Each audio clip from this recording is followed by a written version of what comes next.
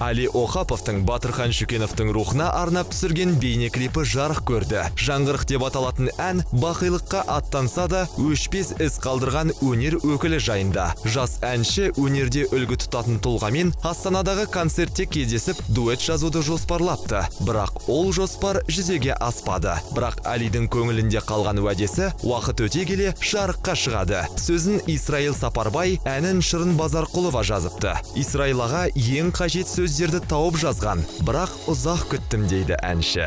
Исраил Сапарбай ағамызға осындай ұсыныс жасадым. Батырхан ағамыздың құрметіне дегенде осындай ән шығармақшымын, сөзді жазып берсеңіз дегенде. Ол әрине келісім берді, көп ойланды шынымды айтсам, бірақ демек маған өте ұнады. Жаңғырық деген атауды ол шығарды. Және де менің ойымша өте сәтті шықты деп ойлаймын. Өйткені шынымен де тікелей сөз болмаса да мағынасы түсінікті және де өте терең болды философия жағынан.